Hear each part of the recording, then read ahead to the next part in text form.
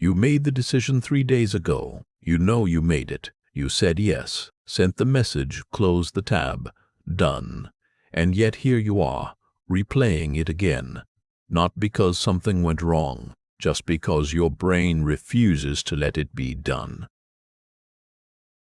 That's the thing nobody tells you about overthinking. It doesn't wait for a real problem. It invents one. It finds the smallest crack in a moment that was perfectly fine and starts picking at it until you can't remember why you felt okay in the first place. You're not anxious. Not exactly. You're just running, mentally running, and you haven't figured out how to stop. There's a tab open in your head at all times. Sometimes it's a conversation you had last week. Sometimes it's a financial decision you're circling for the 4th time. Sometimes it's nothing you can even name, just a low hum, a readiness for something to go wrong, a constant low-level scanning of everything around you. And you're tired, not the kind of tired that sleep fixes, the kind that builds up quietly until one day you sit down and realize you haven't actually felt at ease in a long time. This is what we're going to talk about. Not in a clinical way, not in a fix yourself in 10 steps way, in an honest way. Because you already know the strategies. You've read the articles. You've tried the breathing. You've told yourself to just let it go more times than you can count. And still, here you are. So let's start somewhere real.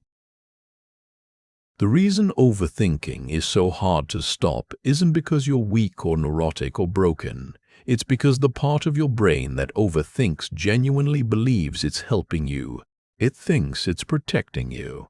It thinks that if it just turns the problem over one more time, checks one more angle, prepares for one more possibility, you'll be safe. That's the deal your brain made with itself somewhere along the way, probably early. Probably when thinking ahead actually did protect you from something. And the brain learned thinking more equals being more prepared equals being safer. So it kept doing it and doing it and doing it long after the original threat was gone. The irony is almost painful. The very thing that's exhausting you was originally designed to help you. It's not a malfunction. It's a loyalty problem. Your brain is loyal to a strategy that stopped being useful a long time ago, but it doesn't know that yet. So the first thing worth understanding, really understanding, not just nodding at, is that you can't shame this out of yourself. You can't berate yourself into being calmer. You can't tell yourself you're being irrational often enough that it finally sticks. The brain doesn't respond to that. It just adds the shame to the pile and keeps going. What does work is something different, and we'll get there. But first, let's sit with what this actually costs you. Think about the last time you had a decision in front of you. Maybe it was small, maybe it was big, didn't matter. Your brain treated them roughly the same. You gathered information, you weighed options, you thought about it. Then you thought about it more. Then you asked someone else, and their answer didn't settle you, so you went back to thinking about it yourself. And at some point you either made the call or you exhausted yourself into a kind of numb default, which felt like deciding but wasn't really. That process doesn't just happen around decisions. It happens during conversations. You're half present because part of you is already analyzing what was just said. It happens during work. You sit down to do one thing and spend 40 minutes wondering if that thing is even the right thing to be doing. It happens in relationships. You read the tone of a message for signals. You replay an interaction to figure out if something shifted. You prepare for conversations that haven't happened and might never happen. All of that takes energy, real energy, the kind that you only have so much of.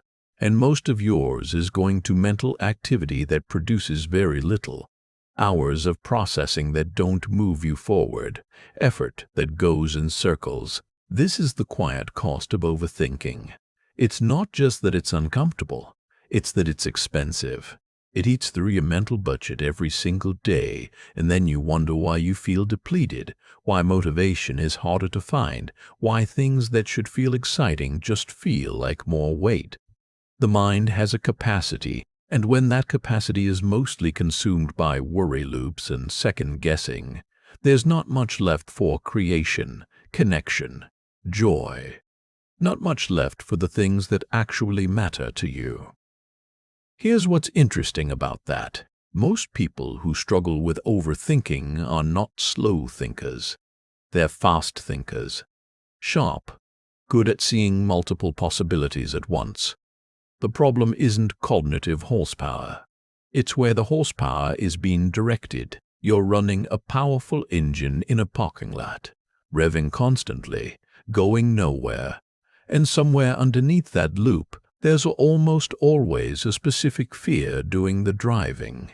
Not a vague fear, a real one. Sometimes it's a fear of making the wrong choice and having to live with consequences you can't undo. Sometimes it's a fear of what people think of you. Not just now, but later, when things play out and everyone can see what you decided. Sometimes it's a fear of being caught unprepared, of something happening that you should have seen coming and didn't. And sometimes this is the one that people don't often admit. It's a fear that you actually don't trust yourself, not fully, that on some level you believe your own judgment isn't reliable enough to just act. So you delay, you gather more input, you run more checks, because some part of you is convinced that if you stop checking, something will slip through. That last one is worth staying with for a moment. Think about how you treat yourself as a source of information. When you have a gut feeling about something, what do you do with it? Do you act on it, or do you immediately start looking for evidence that either confirms or contradicts it? Do you trust what you sense, or do you spend your energy building a case for it? Most chronic overthinkers have a complicated relationship with their own instincts. They've either been burned by acting on impulse and learned to distrust it, or they were raised in environments where their perceptions were regularly questioned, and they internalized that questioning as something they needed to do to themselves before anyone else did it. Or they're high-achieving people who have built their identity on getting things right, and they can't afford, emotionally, to be wrong. All of these are real. All of them make sense as origins, and all of them create the same result. A mind that turns on itself instead of working with itself. So here's a reframe that might feel uncomfortable at first, but stay with it. The goal isn't to think less. The goal is to think better. To use your mind the way it's actually meant to be used, with you directing it, instead of it running you. Because here's the thing, the mind is a tool. An extraordinary one, capable of remarkable things. But like any tool, it needs a hand on it. It needs direction. Without direction, it just does what it was last trained to do. And if the last training was to scan for threats and prepare for worst cases and stay in problem-solving mode indefinitely, that's what it'll keep doing until something changes. The something that needs to change isn't the mind. It's the relationship you have with it. Let's talk about what that actually looks like in practice. There's a phenomenon that researchers have studied and that most overthinkers know from the inside, even if they don't have a name for it. It's called decision fatigue. The idea is simple. The more decisions you make, the harder each subsequent decision becomes. The mind has a reserve, and every choice draws from it. By the time you've spent the first half of your day in minor decision loops, what to focus on, whether to send that email, how to phrase this message, whether this project is going the right direction, you've depleted resources you didn't even know you were using. And then you wonder why you feel foggy in the afternoon, why you snap at someone over something small, why a question that should be easy feels impossible to answer clearly. You're not broken, you're overdrawn. The people who seem to move through life with more ease, and notice I said ease, not certainty, have often, deliberately or intuitively, reduced the number of active decisions they carry. They've created defaults. They built structure around things that don't require their full attention, so their full attention is available for things that do. They're not smarter. They're more strategic about where they spend mental energy. That's leverage, and it's worth thinking about. Leverage is a word that usually lives in financial conversation, but it applies equally well to how you spend cognitive energy. Leverage means getting more output per unit of input. Leverage means not spending your sharpest thinking on things that don't require it, so the things that do require it actually get what they need. What in your day is getting your sharpest thinking when it doesn't deserve it? Where are you burning high-quality mental fuel on low-return tasks? Some of it is unavoidable. Some of it isn't. The decisions you make repeatedly, the ones that are roughly the same every time, don't need fresh deliberation. They need a decision made once, honored consistently. Routinies aren't about rigidity. They're about protecting the quality of attention you bring to what actually matters. But here's where it gets interesting. Because most chronic overthinkers resist routines in a specific way, they resist them not because they dislike structure, but because some part of them believes that if they just thought about it long enough, they'd find the perfect approach. Not a good one, the perfect one. And so committing to any particular approach feels like closing the door on something better. That belief is costing you a fortune. There is no perfect approach. Not to how you structure your day, not to which direction your work should take, not to how you handle a difficult relationship. There is only a good enough approach, made with the information available, adjusted as you go. That's it. That's the whole game. And the adjustment part? That only happens if you actually move. You can't course correct something that hasn't left the dock. The overthinker's great hope, and this is something worth naming clearly, is that if they think about it long enough, certainty will arrive, that the fog will lift and the right answer will become obvious, and then, finally, they can act. With confidence, without doubt. But that's not how certainty works. Certainty doesn't arrive before the action. It arrives during it, or sometimes after, but almost never before. What you're waiting for, if you're waiting for certainty before you move, is something that isn't going to come. And in the meantime, life is passing you at full speed. Now, this isn't a speech about being reckless. This isn't a just jump in and figure it out pep talk. You don't have to pretend the risks don't exist. You don't have to ignore the complexity. The point isn't carelessness. It's recognizing the real risk on the other side. The risk of staying still too long. The risk of letting a good option expire while you're deciding whether it's the right one. There's a cost to acting too quickly, yes. But there is also a cost, a quiet, accumulating, very real cost, to acting too slowly. And overthinkers tend to internalize only the first kind of risk. They have a very clear picture of what could go wrong if they move. They have a much blurrier picture of what it costs them to stay put. That asymmetry keeps you stuck. Let's shift to something that shows up constantly in the background of overthinking and that people rarely name directly. It's the relationship between self-worth and outcome. For many overthinkers, maybe you'll recognize this, there's a quiet equation running beneath the surface. It goes something like this. If I make a good decision, I am a capable person. If I make a bad decision, that's evidence about what I am. Notice the framing. Not what I did, what I am. When the stakes feel that high. When a wrong move feels like it says something permanent about your value or your intelligence or your worthiness, of course you're going to think it to death. Of course you're going to run every simulation. The cost of being wrong in your internal accounting isn't just the practical consequence. It's a verdict on you as a person. And that is exhausting in a way that nothing else quite is. Because you can rest from physical work. You can recover from a hard project. But when your identity is bound up in your outcomes, you never get to rest. Every decision, every result, every interaction becomes a referendum on whether you're enough. This is not a character flaw.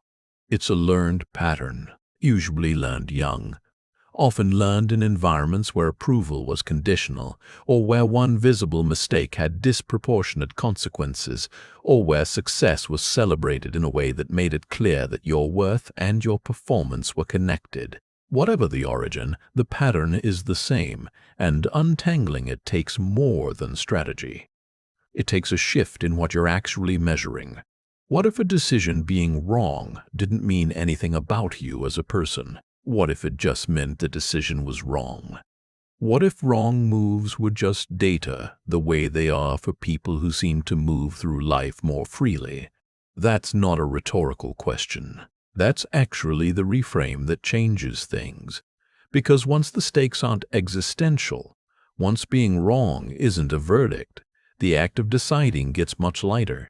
You don't need as much certainty to proceed. You don't need everyone's approval. You don't need to model every possible outcome.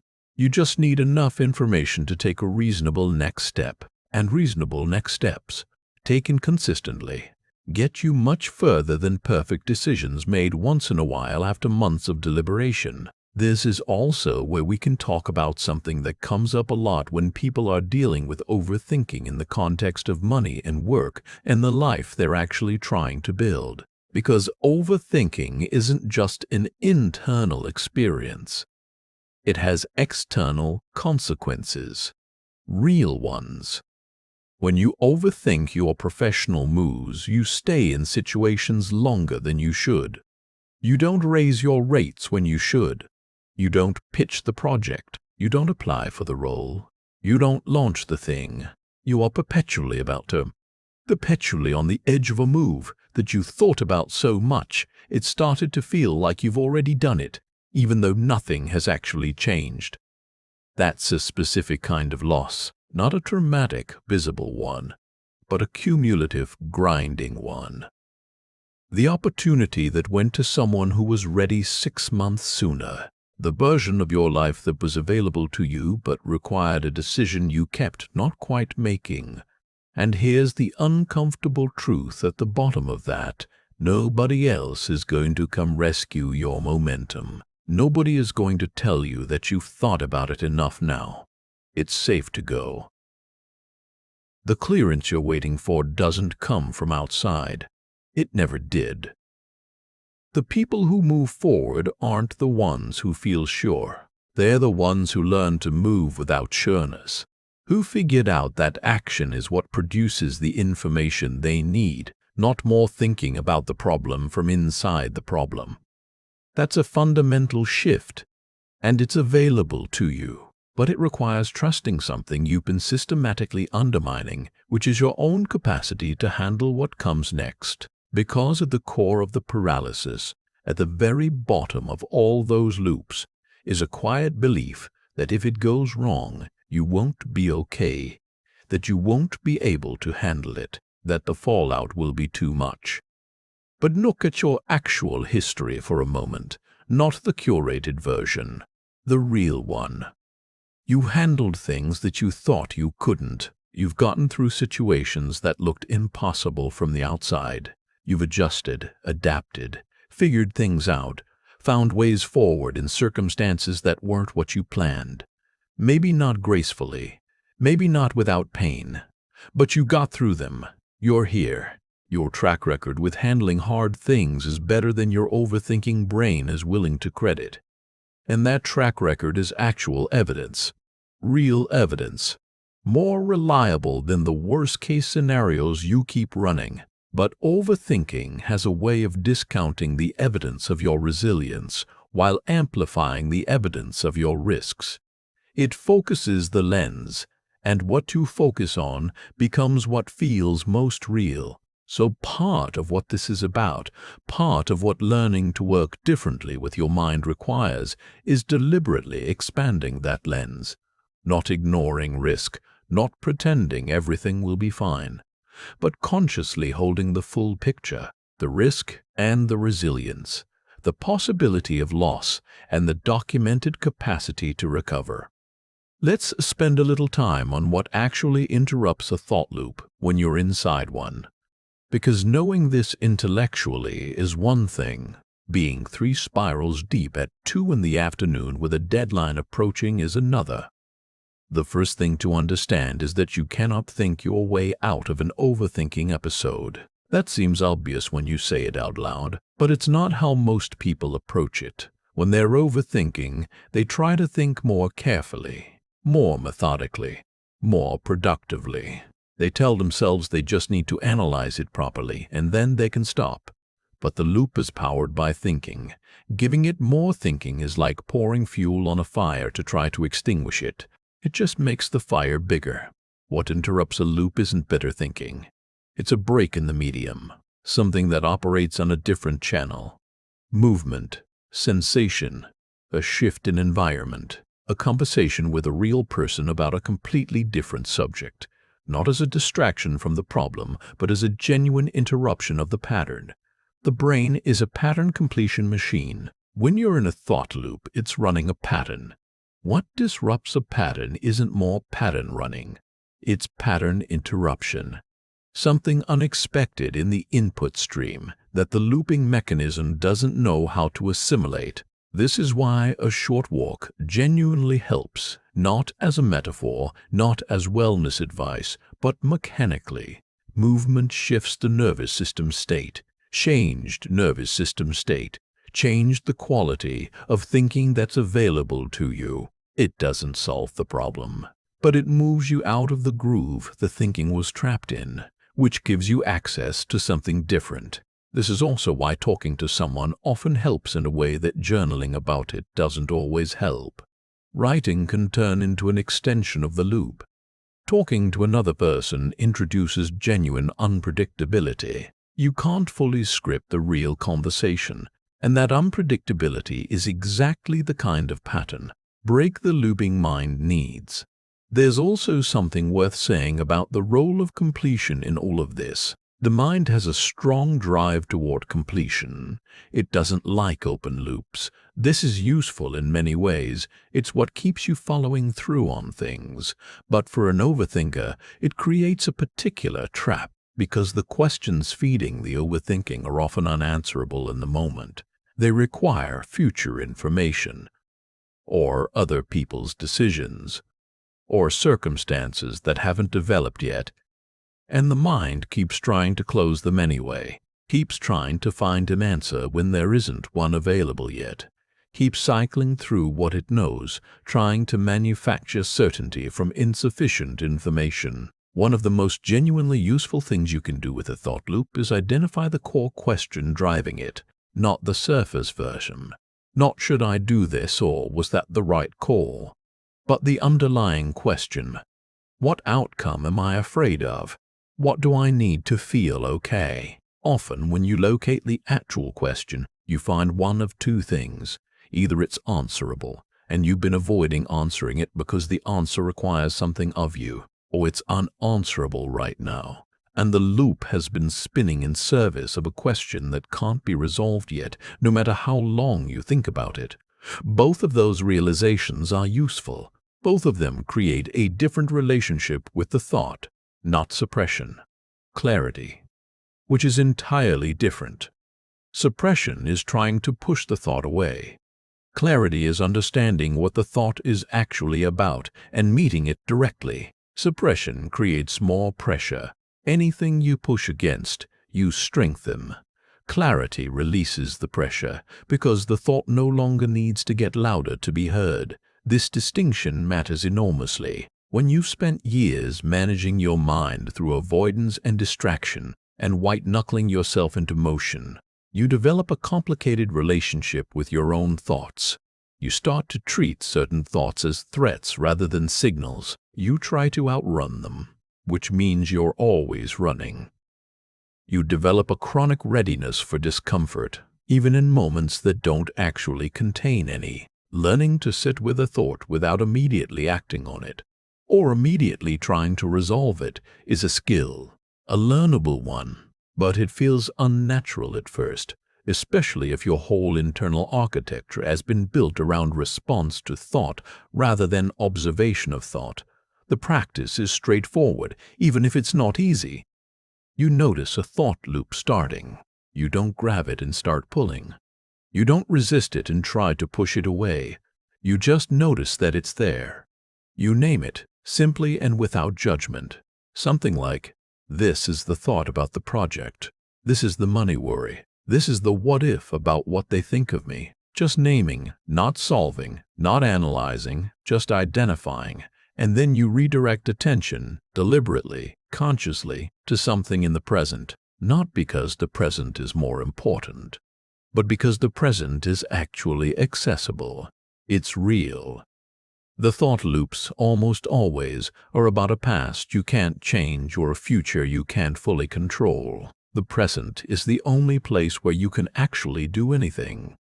This isn't spiritual advice. It's practical mechanics. Your mind is more useful when it's here, and training it to come back here again and again is the actual practice. Not doing it perfectly, not doing it without interruption. Just doing it, noticing when the loop reasserts itself and coming back again, like a muscle, built through repetition. Now, let's talk about something that doesn't get said enough in conversations about overthinking. The culture you live in is actively making this worse, not because someone designed it to. Though some parts of the attention economy are, in fact, designed to keep your mental state in a heightened, reactive mode. But even setting aside deliberate design, the general pace and noise level of contemporary life is profoundly unconducive to mental stillness. You are reachable at all times. You are bombarded with information at all times. The bar for what counts as a crisis has dropped. Your notifications are not sorted by importance. The things that are actually important and the things that are merely urgent look exactly the same in your feed. You have more options than any human in history, which sounds like a gift and often is, but which also creates a particular cognitive burden. Deciding between options requires comparison. Comparison requires evaluation. Evaluation requires standards. And when the options are endless, establishing standards that are good enough to actually narrow the field becomes its own kind of work. This is called the paradox of choice, and it's not a new idea, but it's one that feels more relevant every year. More choices do not automatically produce more happiness or more ease. Often they produce more deliberation, more second-guessing, more of the feeling that whatever you chose, you might have chosen better. The antidote isn't having no options.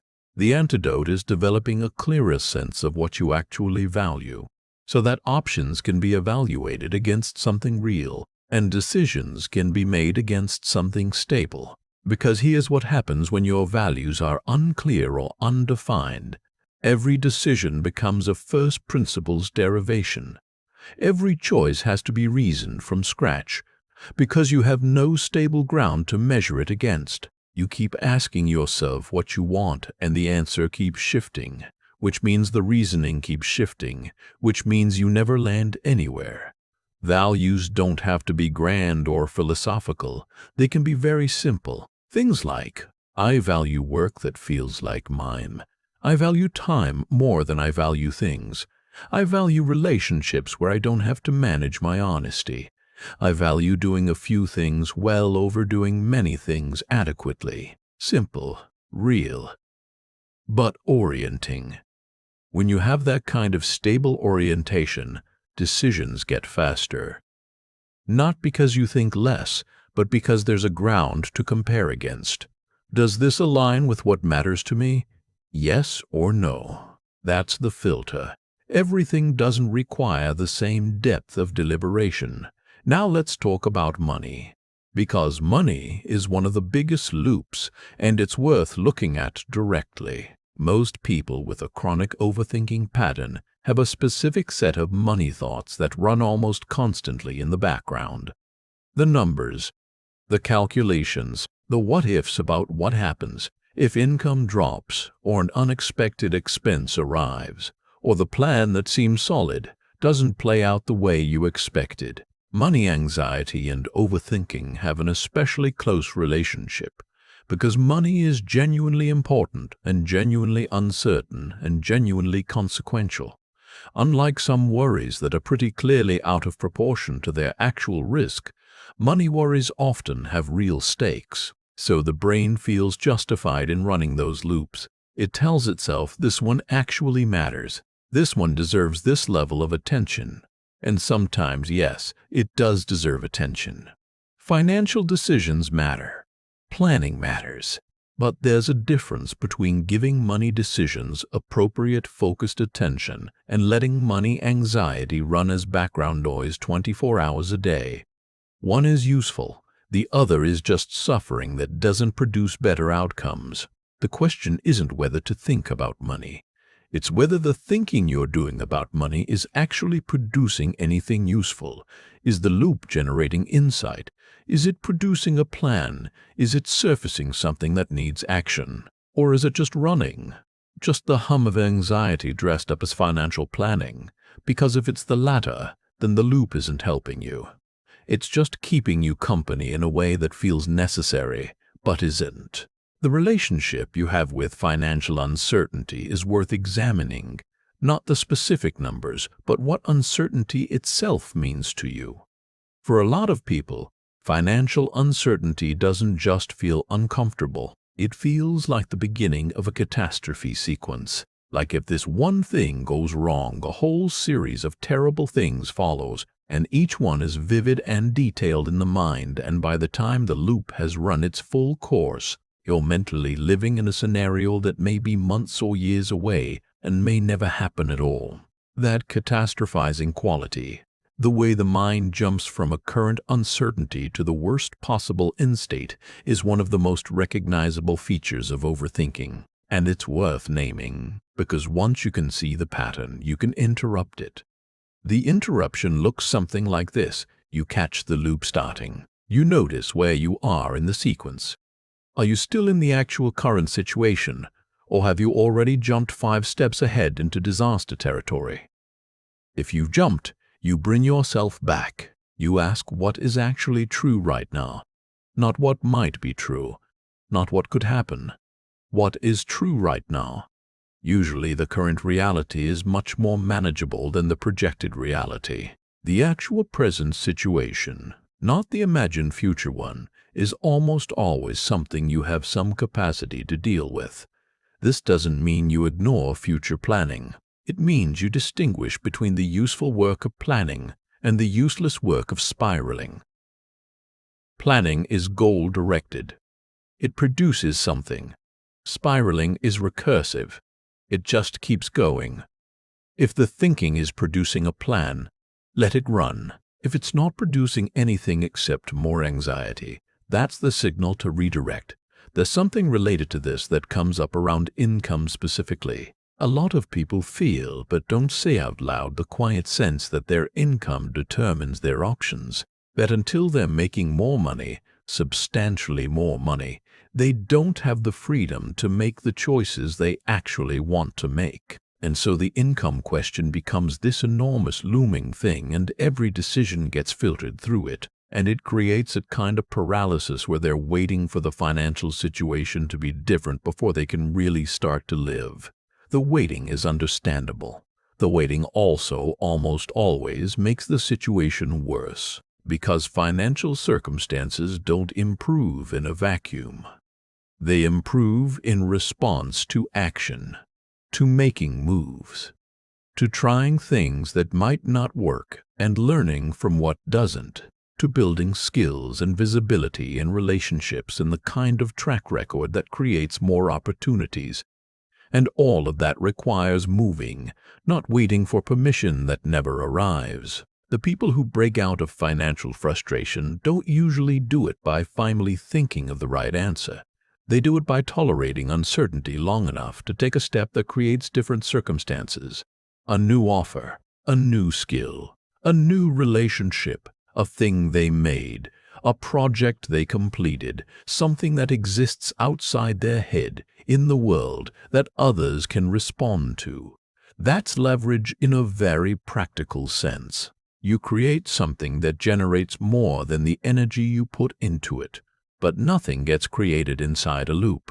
Creation requires output, and output requires getting out of your head long enough to actually make something. The financial dimension of overthinking isn't just about managing money anxiety. It's about recognizing that the mental energy consumed by money worry is itself part of the financial problem, because that energy, if redirected, could be going toward things that actually change the financial picture, toward work that's better, toward opportunities you're currently too distracted to notice, toward the kind of clear-headed decision-making that actually produces good outcomes. The loop is not protecting your finances, it's consuming the resources you need to improve them.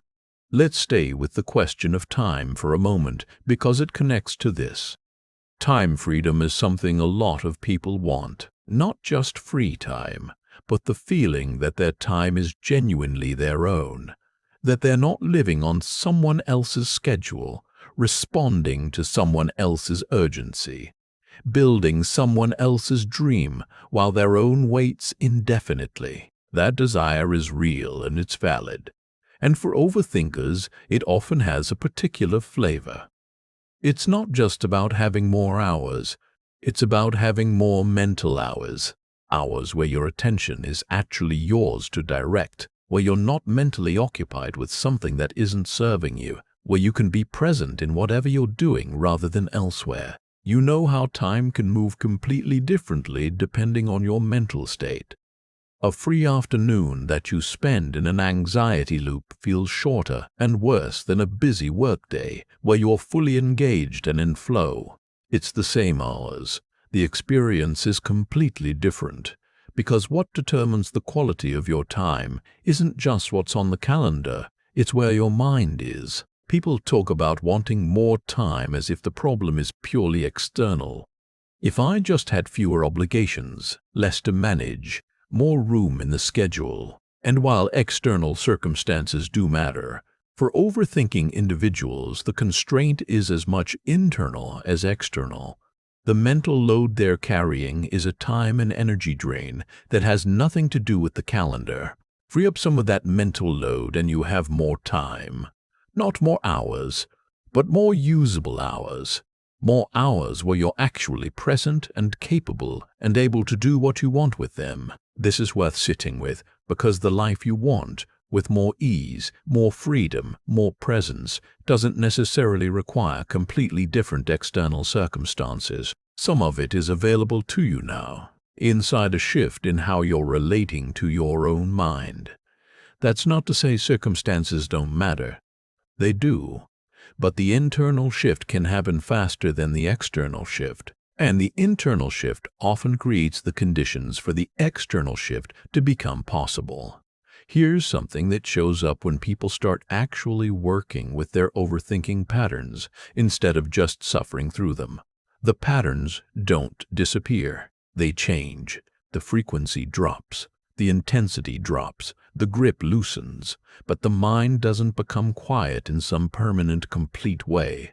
That's not what this looks like in practice. What it actually looks like is this. You notice the loop starting earlier. You catch it sooner. The period between catching it and being able to redirect shortens. You spend less total time inside the spiral before you find your way back out. And gradually, with practice, the spirals start losing their grip. They become recognizable, almost familiar. And familiar things are much less threatening than novel ones. Because here's something about the fear that drives overthinking. It thrives on urgency. It needs you to treat every concern as an emergency that requires your immediate and full attention right now, or something terrible will happen. That's the hook. That's what keeps you engaged. But most of what your mind presents as urgent isn't actually urgent. The thought that feels like it needs to be solved right now has almost certainly been presenting itself as urgent for days, weeks, sometimes years. And you're still here. The emergency that was supposed to require constant monitoring hasn't actually materialized, which means the urgency was a feeling, not a fact. This is an important distinction.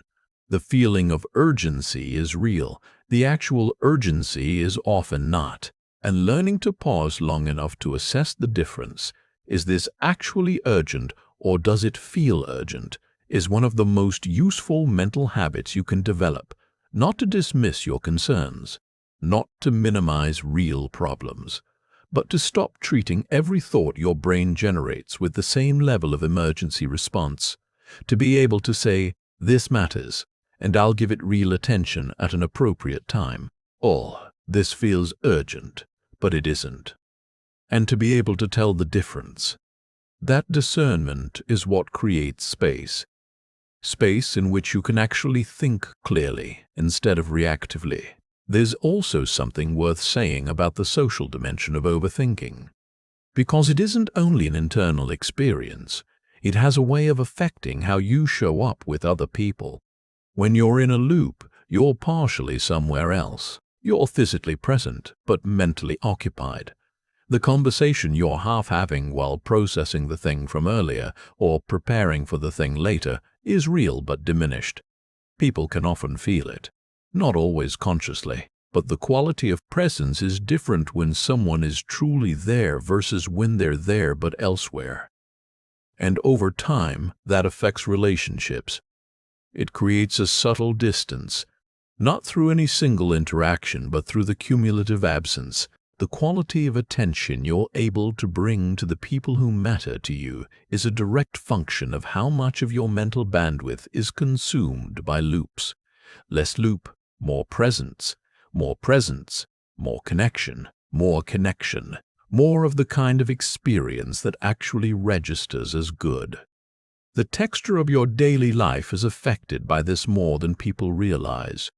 The overthinking mind tends to live in abstraction, in possibilities, probabilities, what-ifs. The actual life, the meal in front of you, the person talking to you, the moment you're in, gets less of you, and then you wonder why life feels a little gray. Why experiences don't land as richly as they seem to for other people. It's not about the experiences, it's about the reception. Your ability to actually be where you are, and that ability goes up as the loop frequency goes down. So here's a thing worth asking yourself honestly. Not to judge, just to assess. When you are having a good day, genuinely, things are going well. How long before your mind starts looking for the problem? How long before you start wondering when this will end? What's coming? What you should be worried about that you're currently not seeing? For many overthinkers, it doesn't take long. They've been so trained to scan for threats that the absence of threats doesn't produce ease. It produces suspicion. The quiet feels wrong, like something must be lurking. This is called anticipatory anxiety, and it means that even positive circumstances can't land cleanly. Even good news gets filtered through a layer of "yeah, but." Even success gets qualified. Even moments that deserve to be enjoyed get partially consumed by the readiness for something to go wrong. That's a kind of poverty. Not material, but experiential. A poverty of the present moment. And it's so common among high-functioning, hard-working, genuinely capable people that it's almost invisible. They perform well, they achieve things, but they don't feel the achievement. It slides off before it can actually register. Part of what getting better at this looks like is learning to receive the good without immediately immunizing yourself against it. Letting success actually land. Letting ease actually be ease, not a trap. Learning to be in a good moment without already standing at the edge of it, looking for the fall. This requires a particular kind of trust, not blind optimism. Not pretending things can't go wrong, just a willingness to be where you are, when where you are is okay. A willingness to let good be good without immediately qualifying it into something smaller. That's a practice too, and it builds alongside all the other work. As the loops quiet, As the urgency calibrates, as trust in your own judgment grows, the capacity to actually be in your life grows with it. There's one more thing that's worth naming before we start coming toward a close. Perfectionism and overthinking are first cousins. They show up together so often that it's worth understanding the relationship directly. Perfectionism isn't really about wanting things to be perfect. That's how it presents, but it's not what's underneath. Underneath, perfectionism is usually a protection strategy. If I get it exactly right, nobody can criticize it. If I make it flawless, I'm safe from judgment. If I don't release it until it's perfect, the vulnerability of being seen and evaluated never has to happen. The loop serves perfectionism in a specific way. As long as you're still thinking about it, still refining it, still working on it in your head, it's not done yet. And what's not done yet can't be judged. What's not done yet is still safe. That's why the loop can feel productive even when it isn't. There's a sensation of working, of engaging, of being responsible, but the work is happening in a place where it produces nothing and risks nothing and therefore gets nowhere. Real work has to leave the controlled environment of your own mind. It has to go out into the world where other people can see it and respond to it, where it can succeed or fail, and where you have to be present for whichever it does. That's the exposure that perfectionism is trying to avoid. And the overthinking loop is part of the avoidance mechanism. Recognizing this doesn't mean you have to release low-quality work. It means you have to start separating appropriate care about quality from the fear-driven refusal to complete things. Those two things can look very similar from the outside. From the inside, one feels like craft. The other feels like paralysis wearing craft's clothing. The question to ask yourself is honest. Am I still improving this, or am I hiding in it? Most of the time, if you're honest, you know the answer. And the answer to hiding isn't to beat yourself up about it. It's just to recognize it for what it is and make a different choice. Not a comfortable choice necessarily, just a clearer one. Because what you make and release, however imperfect, is infinitely more useful than what you keep affecting indefinitely inside your own head. The world doesn't benefit from your unfinished, unpublished, unspoken things. People can't be helped by work they never see. Relationships can't deepen from truths you never share. Opportunities can't open from moves you never make. The moment something leaves your head and enters the world, even imperfectly, it becomes real. It can create responses. It can teach you things. It can produce results. The loop produces nothing outside of itself. This also connects to something about how overthinkers relate to the concept of failure. Most overthinkers have an unusually strong aversion to visible failure. Not just the practical consequences of failing, the lost time, the wasted resources, the need to start again, but the visibility. The fact that other people would know, that there would be a record of having tried and not succeeded. And that aversion shapes everything. It shapes what you attempt. It shapes how long you spend in preparation before you do. It shapes whether you tell people what you're working on before you know how it's going to turn out. It shapes how you interpret criticism when it comes. But here's the thing about failure that most overthinkers haven't fully internalized, even if they've heard it many times. The people who succeed at meaningful things have almost universally failed at things along the way, not as an incidental side note, as a necessary part of the path. Failure isn't a detour away from success. For most things worth doing, it's part of the process. The people you admire, the ones who seem to operate from a place of genuine competence and confidence, didn't get there by never failing. They got there by failing and continuing anyway, by treating failure as information rather than indictment, by staying in the game long enough for the learning to accumulate into something. You are not going to get your way through life without things going wrong. That's not pessimism. That's reality. The question isn't whether you'll face setbacks. You will. The question is what you do with them. whether they feed the loop or teach you something. And that's a choice, a practiced one, but genuinely a choice. This also connects to the question of how you want to spend your actual life. And not in the big picture vision board way, in the daily mechanics way, because one of the things that fuels overthinking is a low-level sense that you're not spending your time in ways that feel meaningful, that you're busy but not purposeful, productive but not progressing toward anything that actually matters to you. And when life doesn't feel like it's moving in a direction you've chosen, the mind goes looking for the problem. It thinks if it analyzes enough, it'll find what's wrong. It'll locate the thing that needs fixing. But the thing that needs fixing isn't usually a logical problem. It's an alignment problem. You're not misthinking. You're misdirected. And that is a different kind of fix.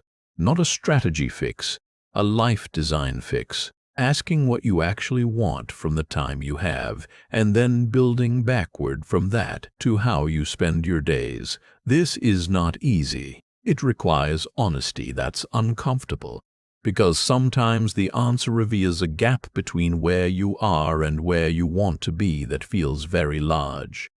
But the gap is bridgeable. The gap is always bridgeable if you're willing to start moving toward it rather than thinking around it. Think about someone you know, or someone you've observed from a distance, who seems to live with a certain kind of internal freedom. They're not without stress, they're not without problems, but they're not carrying the same grinding background noise. They make decisions, they move, they adapt. They don't seem to spend weeks processing the same question. What's different about them isn't their circumstances necessarily. It's something internal, a relationship with uncertainty that isn't based on avoidance, a willingness to be wrong and recover, a sense of their own judgment as trustworthy enough to be a starting point, even if not infallible. That is learnable. That is a practiced orientation, not a personality type you're either born with or not. It was built through specific experiences, deliberate choices, maybe through enough times of being wrong and surviving it to eventually internalize that surviving it is what happens. You make the call, you learn what you need to learn, you adjust, you keep going. There's a version of you that operates from that place.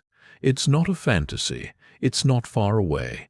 It's built incrementally by making choices rather than endlessly deliberating them, by tolerating small doses of discomfort and finding out that you can, by starting to see uncertainty not as a threat to be eliminated, but as the texture of being alive and engaged in something that actually matters. And that's also where creativity lives.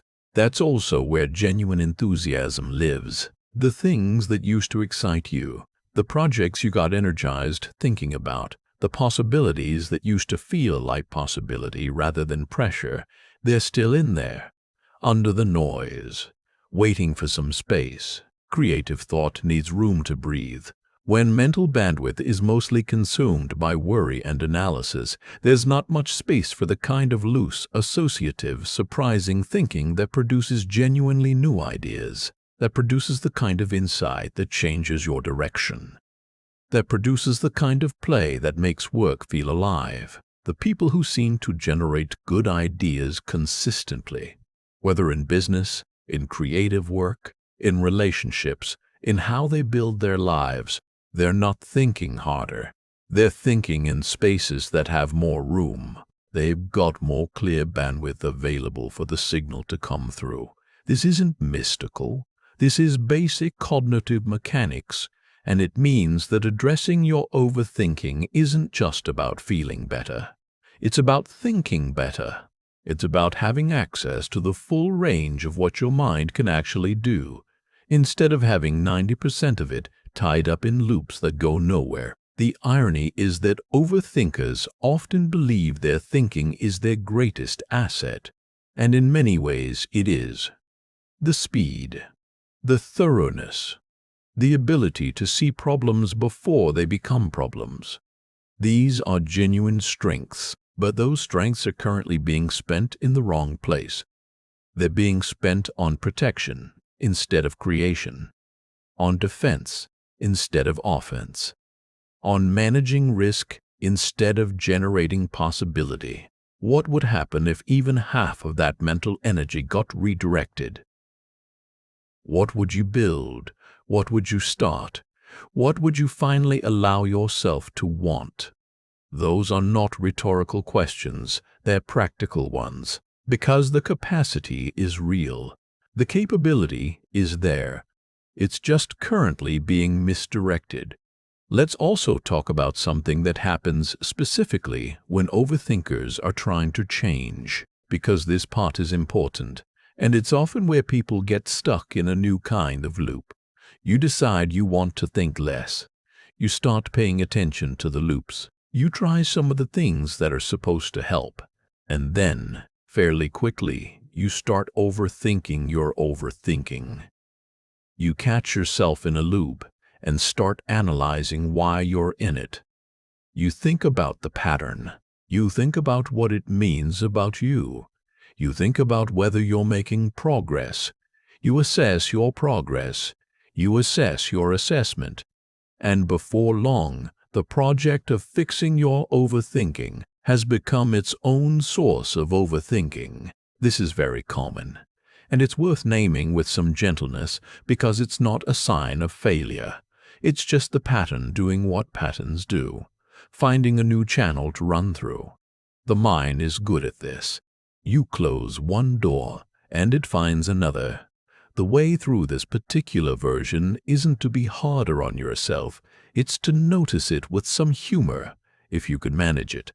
To catch yourself spiraling about spiraling and just, cuter, redirect, without drama, without analysis of the analysis. Just, there it is again, and back to the present. The practice doesn't require perfection. It doesn't require you to never get caught in loops. It just requires you to keep coming back. That's the whole instruction. Come back, again, and again, as many times as it takes. There's no failure state in this process except giving up on it entirely, and even that can be undone by simply starting again. There's also something worth saying about the role that other people play in your overthinking, because it's rarely a solo operation. The loops are often about other people, what they think, what they'll do, how they'll respond, what they meant when they said that thing. And the fact that you can't control or fully predict other people is a significant source of the uncertainty that feeds the loops. This is where the work gets genuinely interpersonal, because some of what looks like overthinking is actually a response to real dynamics, relationships where honesty isn't safe, environments where mistakes are genuinely punished, situations where the stakes of misreading someone actually are high. And in those cases, some of the vigilance isn't irrational. It's a rational response to an environment that isn't safe. Part of the work, then, is honest assessment of which situations actually warrant caution and which ones don't. Not all environments are equally safe. Not all relationships are equally stable. Discernment matters here. But what's also true is that many overthinkers apply the same level of hypervigilance to safe situations that warrant it in unsafe ones. They carry the threat detection system everywhere, even into relationships and environments where it isn't needed, and that creates unnecessary suffering in places that were actually fine. Learning to calibrate, to recognize when the situation actually warrants heightened attention and when it doesn't, is part of what changes. It's not that you become less perceptive, it's that you become more precise. You stop being on high alert in situations that don't require it, which means when you do need to be alert, you have real resources available rather than having burned them all on false alarms. And that precision, over time, starts to feel like trust. Trust in your own ability to read situations accurately. Trust that you'll notice the things that actually matter, so you don't have to monitor everything all the time just to catch the one thing that does. There's also the question of what you do with the space that opens up as the loops quiet. And this is actually worth thinking about explicitly, because it can feel surprisingly uncomfortable at first. When you've been in a constant hum of mental activity for a long time, stillness can feel strange, not peaceful. Strange, like something's missing, like you should be thinking about something, like being at rest is somehow irresponsible or lazy or dangerous. That discomfort is real, and it passes, but it helps to know it's coming so you don't interpret it as evidence that something is wrong. The absence of the loop isn't absence, it's space. And space is what you've been trying to create all along. What tends to happen in that space when you stop filling it compulsively is that things start surfacing that have been waiting. Ideas that couldn't get through the noise, feelings that were underneath the analysis, clarity about what you actually want that was hard to hear over the constant chatter, creativity that had nowhere to land while the bandwidth was consumed. Not immediately, not dramatically, gradually, quietly. But it comes, and this is one of the most meaningful parts of this whole shift. Because it's not just about suffering less, it's about becoming more of what you actually are. The thinking, analyzing mind that's been running the show. It's only part of you. There are other parts, parts that know things intuitively, parts that create, parts that connect, parts that simply rest. And those parts have been partially muffled by the noise for a long time. As the noise decreases, those parts come back online, not all at once, not perfectly, but enough that you start to feel more whole, more like a person with a full range, rather than a thinking machine that occasionally rests against its will. That wholeness is what this is really about, not a quieter mind as an end in itself, a fuller life, made possible by a mind that works with you rather than against you. That also connects to something that's easy to overlook when you're deep in a pattern. The fact that change accumulates in ways you can't always see in real time.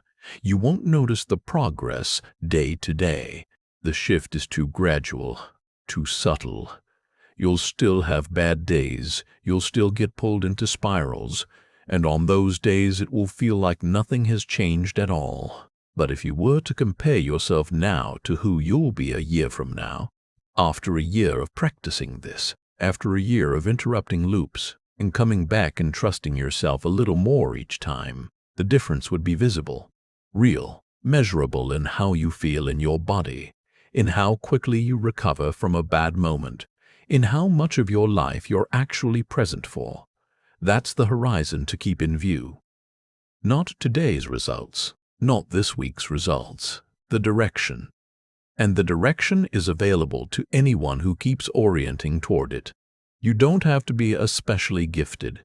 You don't have to have an easy temperament. You don't have to have had a perfect upbringing or a low-pressure life or a particularly calm nervous system.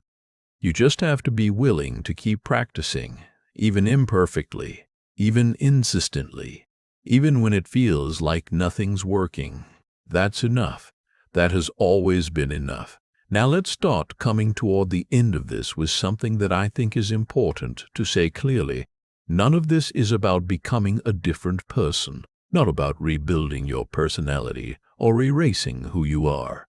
The qualities that feed your overthinking, the thoroughness, the anticipation, the care about outcomes, the high standards, these are yours. They're part of what makes you effective. The work isn't to eliminate them. The work is to put them in service of your life rather than in opposition to it. Because right now, for many overthinkers, those qualities are working against them. The thoroughness becomes paralysis. The care becomes worry. The highest standards become constant self-judgment. The anticipation becomes chronic readiness for threat. The same features, misdirected. What you're building is a different relationship with those same features, a way of being thorough without being trapped, a way of caring without being consumed, a way of maintaining standards without making every failure a verdict. a way of anticipating without losing the present to a future that isn't here. That's a more nuanced transformation than just thinking less. It's more like learning to drive something that's been running you. You already have everything you need for this. You have the intelligence. Clearly, you have the self-awareness. You're here, which means you've already done the part that many people never do, which is acknowledging that something needs to change. You have the desire for a different experience, and you have the capacity for change that every human being has, whether it feels available to you right now or not. What you're building when you do this work is freedom, not the abstract inspirational poster kind, the practical daily kind. The kind where you can make a decision and then actually be done with it, where you can have a conversation and then let it be what it was, where you can finish a workday and actually leave it, where you can be with people you love without half of you being somewhere else, where you can want something and go toward it without spending months in the approach. That kind of freedom doesn't require a completely different life. It doesn't require everything to be resolved. It just requires a different relationship with your own mind, one where you're in charge, where the thoughts serve you rather than the other way around. And the path to that is not dramatic. It's not an epiphany. It's small, consistent, unremarkable practice. Noticing the loop, not grabbing it, redirecting attention, making the decision that's in front of you, taking the next step that's available, trusting that you can handle what comes. Doing that again tomorrow. Every time you interrupt a loop and bring yourself back, you're doing the practice. Every time you make a call instead of circling it indefinitely, you're doing the practice.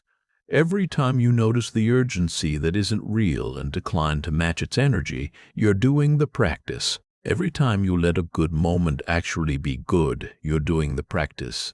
And over time, not in a straight line, not without setbacks, but genuinely over time, the practice changes you, not into someone else, into a more settled version of yourself, someone who has access to the full range of what they are, not just the defensive corner of it.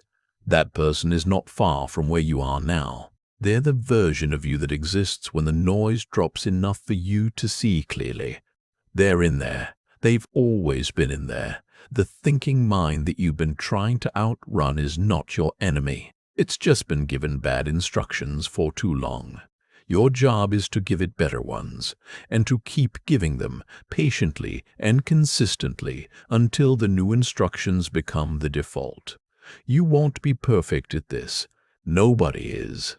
There will be hard weeks where the loops come back loud, where the old patterns reassert themselves, where you feel like you've made no progress at all. That's not failure. That's the nature of changing something that's been in place for a long time. But there will also be moments, and they'll start coming more often, where you catch yourself not spiraling, where you make a call and it's just done, where you're present in a conversation in a way you didn't used to be, where a thing you would have worried about for 2 weeks instead gets handled and released. Those moments are real. They accumulate. They start to feel like who you are rather than exceptions to who you are. And one day, not dramatically, not with any announcement, you'll realize that the hum in the background is quieter, that you have more of yourself available, that you feel more consistently like you're actually here. That's the destination. Not perfect peace, not absence of challenge, just more of your own life, actually lived, more of your mind actually used for what you want to use it for, more of you present in the moments that matter. You're already doing something by being here, by listening, by staying with this for as long as you have. That's not nothing. That's the beginning of paying a different kind of attention. The noise in your head has been running the show for a long time. It doesn't have to keep running it. You can take the wheel back. Not all at once, not perfectly, but enough. And then a little more, and then a little more. That's all it takes. That's always been all it takes. Start where you are. Use what you have.